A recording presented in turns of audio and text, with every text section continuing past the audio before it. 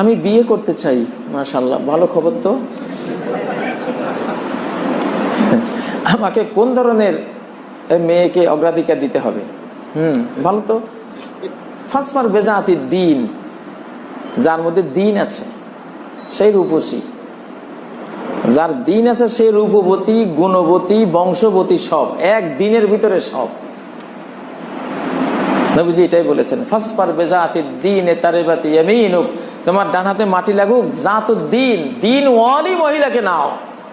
তাহলে তুমি তাকে রেখে যখন সৌদি আরব যাইবা বা দূরে যাইবা, সে আরেকজনের সাথে হেলো করবে না, আল্লাহকে ভয় পেয়ে তোমারই থাকবে, আরেকজনের হয়ে যাবে না। বুঝেন না? বর্তমান যুগ তো মারাত্মক। এখন তো টাউনে বন্দরে পার্ট টাইম স্ত্রী পাওয়া যায়, ফুল টাইম স্ত্রী পাওয়া বহুত মুশকিল। পার্ট টাইম স্ত্রী শরিয়ায় হারাম, নিষেধ। কিন্তু দুঃখ হলো আজকে যে স্ত্রীকে দিয়ে চাকরি করায়, উনি ওখানে অফিসে গিয়ে অবশ্যই বসের মনোরঞ্জন ছাড়া টিকতে পারবে না। সে স্বামীর হকটা বসকে দিতে হয়েছে। আস্তাগফিরুল্লাহ। এটা কেন বুঝে না? আমার বুঝে ধরে না। এক ভরি স্বর্ণকেও রাস্তা দিতে রাজি নেই। এক ভরি স্বর্ণ কোটের ভিতরে ঢুকাইয়া পকেটে নিতেও সে ভয় পায়, না জানি লই যায়, ওটা হাতের মুঠে রাখে। ঠিক না? তুমি এক ভরি স্বর্ণের এত মূল্য বুঝো, কোটার ভিতরে ঢুকাও, জুয়েলার্স নিয়ে আলমারির ভিতরে ঢুকাও, বন্দুক লয়ে পাহারাদার ওখানে বসাও, কেসি গেট লাগাও, এত বুঝো। আর তোমার স্ত্রীরা যে আগা গোড়া স্বর্ণ, তার ওজন 70 কেজি হলে 70 কেজি স্বর্ণ, তুমি এই স্বর্ণের মূল্য বুঝলা না, এটা দিয়ে দিলা রিক্সা। সিলেটে যদি কারো 70 কেজি স্বর্ণ থাকে, আর সে যদি কোনো রিক্সাওয়ালা ডাকি কয়ে আমার এই 70 কেজি স্বর্ণ একটু বাসাত পৌঁছে দিত, কিয়ামত কি যে হবে সেটা তো বুঝে নেই। ঠিক একেবারে কোনো বেশ কম নাই 70 কেজি স্বর্ণ আর 70 কেজি ওজনের একজন মহিলা, সেম জিনিস, বরং ওটা আরো সেন্সিটিভ, আরো ভয়ঙ্কর। অনেক রিক্সা চালক আল্লাহ ভীরু, সে 70 কেজি স্বর্ণের আমানত পূরণ করতে পারবে, কিন্তু একজন স্ত্রীর আমানত রক্ষা করার সাধ্য তার নাই। এটা সাইদ ইবনুল মুসাইয়্যিবের মতো তাবেঈ, সাইয়্যিদুত তাবেঈন বলতেন, যদি এক ঘর সোনার উপর টাকা দিয়া, দেরহাম দিনার দিয়া বলো সাইদ পাহারা দাও, দিতে পারবো, আতা পাহারা দাও, দিতে পারো, কোনো সমস্যা নাই। কিন্তু আফ্রিকার একটা নিগ্রো, কালি কুচরি, ঠোঁট কাটা একটা তরুণী মেয়েকে দিয়ে যদি বলো এর দায়িত্ব পালন করো, আমানত রাখো, এইটা পারতাম না, সম্ভব না। কোন পজিটিভ তার যেখানে বিদ্যুৎ প্রবাহ আছে, মরি যায় নাই এখনো, বিদ্যুৎ আছে তার ভিতরে, এরকম প্রবাহ বিশিষ্ট পজিটিভ তার একটারে যদি বলো, নেগেটিভ তার কিন্তু প্লাস্টিকের বোরকা ছাড়া তোমার সাথে এখন লাগামো, স্পার্কিং করতে পারবে না, আগুন জ্বালাইতে পারবে না। কি বলেন? শুনবে?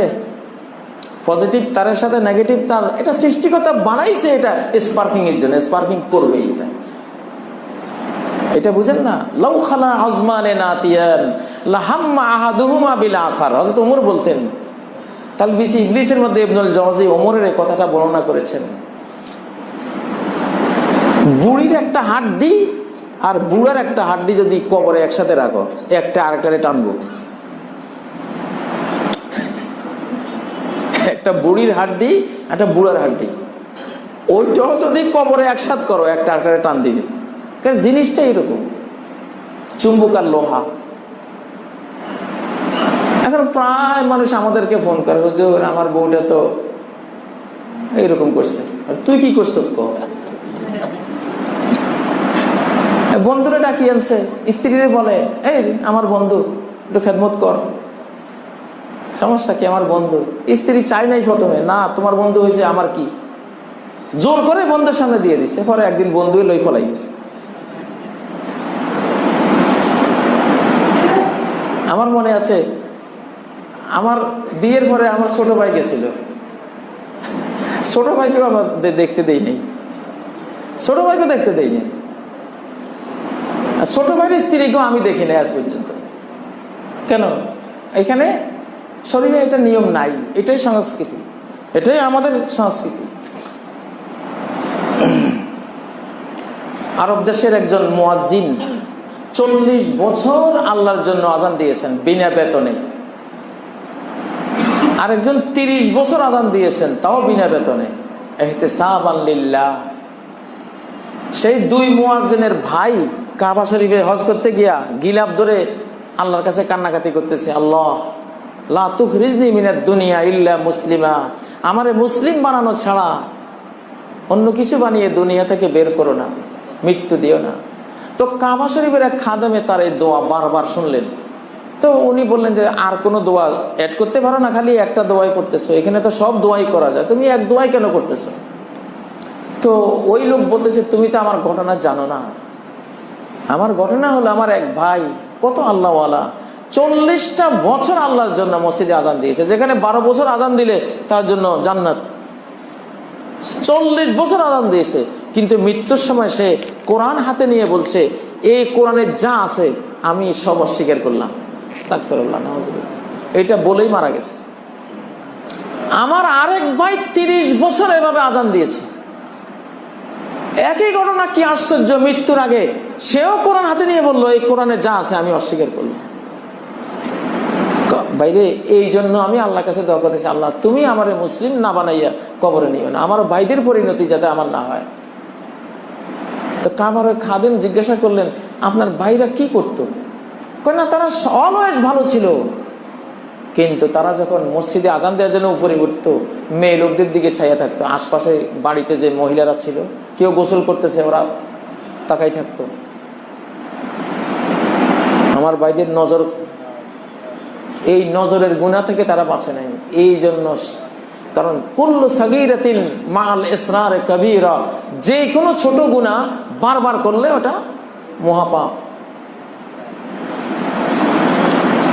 আপনি ধরুন একদিনে সিলেট শহরে, ঢাকা শহরে, চিটাং শহরে ঘুরলে 1000 বার মহিলার দিকে নজর করছে, 1000 বারে চাইলেন, একটি বারও ইয়াগুদ্দু মিন আবসারিহিম, নজরটা নিচে করলেন না। তো কিসের মুসলমান আপনার, কিসের ঈমান আছে? 1000 পরীক্ষা যদি একটা ছাত্র ফেল করে, এগুলিতে পরীক্ষা, আল্লাহ 1000 বার পরীক্ষা নিয়েছেন, 1000 বার ফেল করলেন, কিসের আপনি ছাত্র? শোনেন, এই যুগের মুসলমানকে, যে নামাজ পড়ে সে না, যে হজ করে সে না, যে সদকা যাকাত দেয়, এই যুগের মুসলমান সে না। এই যুগের মুসলমান সে যে কানটারে মুসলমান বানাইছে, চোখটারে মুসলমান বানাইছে। এই যুগের মুসলিম সেই যার কান মুসলমান, চোখ মুসলমান। দলিল নেবেন, হয়তো ভাবতেছেন কাজী সাহেব বানাইছিল, কয় না, বানাই বলি না। ইমাম ইবনে আবি দুনিয়া এই হাদিসটা বর্ণনা করেছেন, ইউমসাকু কওমুন মিন আখিরি হাযিল উম্মতি কিরাদাতান ওয়া খানাজির, আমার এই উম্মতের শেষ ভাগে বিশাল একদল লোককে বানর আর শূকর বানিয়ে দেয়া হবে। সাহাবারা প্রশ্ন করলেন, আলাইসু ইয়াশহাদুনা আল্লা ইলাহা ইল্লাল্লাহ ওয়া আন্না মুহাম্মাদান রাসূলুল্লাহ, তারা কি লা ইলাহা ইল্লাল্লাহ মুহাম্মাদুর রাসূলুল্লাহ সাক্ষ্য দেয় না? কেন আল্লাহ তাদেরকে বানর শূকর বানাবেন? নবীজি বলেন, বালা, কেন নয়, অবশ্যই তারা এই কালেমার সাক্ষী। বরং ওয়ায়াহুজ্জুন ওয়ায়ুসাল্লুন ওয়ায়াসুমুন, তারা হজও করে, রোজাও রাখে, তারা না সালাতও আদায় করে, সব করে, তারপরেও আল্লাহ বানর শূকর বানাবেন। সাহাবীরা প্রশ্ন করলেন, মা বালুহুম, তাহলে কেন? তারা হাজি, তারা মুসল্লি, তারা রোজাদার, তারা লা ইলাহা ইল্লাল্লাহ পড়নেওয়ালা, আল্লাহ কেন বানর শূকর বানাবেন? নবীজি কি বললেন? ইত্তাখাযুল কায়নাতি ওয়াল মাআজিফ, বানাবেন এই জন্য যে চোখ দিয়া নায়িকা, গায়িকা, নাচিয়ে, ড্যান্সার এগুলিরে দেখছে, কান দিয়া ওদের দোতারা আছে, তারা সারে গামা বাদানিশা শুনছে, এই জন্য এই দুর্গতি। এবার বলেন, এই যুগে মুসলমান কাকে বলে? যার কান দুইটা হেফাজতে আছে, গান শুনে নাই, চোখ দুইটা হেফাজতে আছে, অবৈধ নারীর দিকে নজর করে নাই, নজর পড়লে ফিরত নিছে। এই হলো এই যুগের মুসলমান।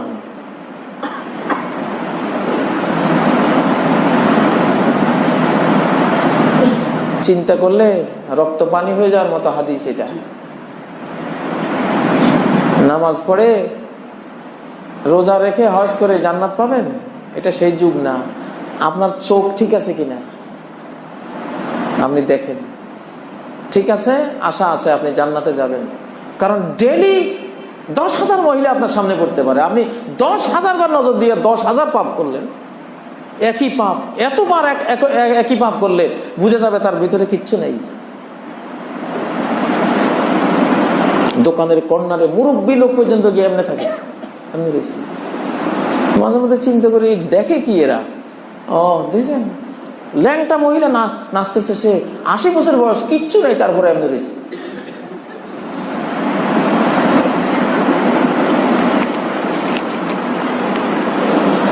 এই দুইটা যদি ঠিক থাকে আর এই দুইজন যদি ঠিক থাকে তাহলে মুসলমান। এটা হাদিস। আল্লাহ, যাই হোক, বিয়ে করতে চাইছো তো এই জন্য এতগুলি কথা কইলাম। একটা দিনদার মেয়েকে বাছাই করো, হ্যাঁ, বেহায়া মেয়েকে বিয়ে করো না। বোরকা গায়ে দিলে বলো না আনস্মার্ট মেয়ে, বস্তাওয়ালা মেয়ে, বস্তাওয়ালি মেয়ে। কি বিয়ে করবেন? বেহায়া মেয়ে বিয়ে করবা, খুব স্মার্ট, চুল ছাড়ি দিয়ে দিয়ে হাঁটে, বাচ্চা হাবা গোবা হবে। চুল ছাড়া মেয়ে লোকের বাচ্চা হাবা গোবা হতে বাধ্য, অটিস্টিক হতে বাধ্য, প্রতিবন্ধী হতে বাধ্য, কারণ সে অ্যাবনর্মাল, মা অ্যাবনর্মাল চলে, টোটাল অ্যাবনর্মাল। এটা একটা কথা হলো? এটা মহিলা তুমি এভাবে চলবা? তুমি নিজে তো অ্যাবনর্মাল, পাগল, তোমার ঘরে হবে আরেক পাগল। ব্রেইনের মধ্যে কতগুলো লজ্জার সেল আছে, হায়ার সেল। এটা সায়েন্টিফিক গবেষণায় যেটা ধরেছে তারা, যে কতগুলি ব্রেইনে আল্লাহ তাআলা মন্দ থেকে প্রতিরোধী সেল তৈরি করেন, এগুলি লজ্জার সেল। কোনো মেয়ের যখন এগুলি মারা পড়ে তখনই সে বেহায়া হয়, তখনই সে যাত্রার কাছে উন্মুক্ত চলে। তো এই সেলগুলি যখন মারা যায় তখন তার নৈতিক প্রতিরোধ ক্ষমতা লেস। এই মা যে বাচ্চা জন্ম দিবে ওইটাও প্রতিরোধ ক্ষমতাহীন, অ্যাবনর্মাল, হাবা গোবা টাইপের। আর যেগুলি মা যত বেশি লাজুক, সন্তান তত বেশি প্রতিভাওয়ালা, স্ট্রং, বাপের বেটা। বানু উম্মাহাতিন লাম তুদান্নাস ফুজুরুহা।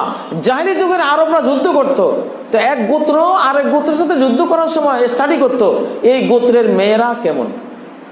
যদি দেখতো যে এই গোত্রের সাথে যুদ্ধ করতে যাব, ওই গোত্রের মেয়েরা খুব লজ্জাবতী, চরিত্রবতী, সচ্চরিত্রা, তো এরা যুদ্ধ লাগতো না। বাপরে বাপ, এইসব মায়ের বাচ্চা সিরিয়াস পারা যাবে না, কারণ মাগুলির কোল নাপাক হয় নাই জীবনে। যে মায়ের কোল জীবনে নাপাক হয় নাই, পবিত্র, প্রাণবন্ত, এই মায়ের সন্তান অন্যরকম, বীর, মহাবীর, এদের সাথে পারা যায় না। আজ যেগুলি উন্মুক্ত বিশ্ববিদ্যালয়, বুঝলেন না, এগুলির বাচ্চা তো ওইরকম, সব রোগ ব্যাধি ব্যাকটেরিয়ার জন্য এদের বাচ্চাগুলি উন্মুক্ত বিশ্ববিদ্যালয়, এক বিশ্ববিদ্যালয় থেকে আরেক বিশ্ববিদ্যালয়ের জন্ম।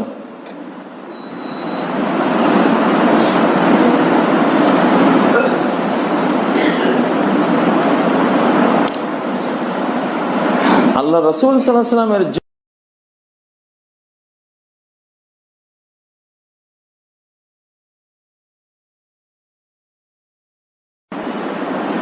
আমি বিয়ে করতে চাই, মাশাআল্লাহ, ভালো খবর তো। আমাকে কোন ধরনের মেয়েকে অগ্রাধিকার দিতে হবে? ভালো তো। ফাসমার বেজাতি দিন, যার মধ্যে দিন আছে সেই রূপসী, যার দিন আছে সে রূপবতী, গুণবতী, বংশবতী, সব এক দিনের ভিতরে সব।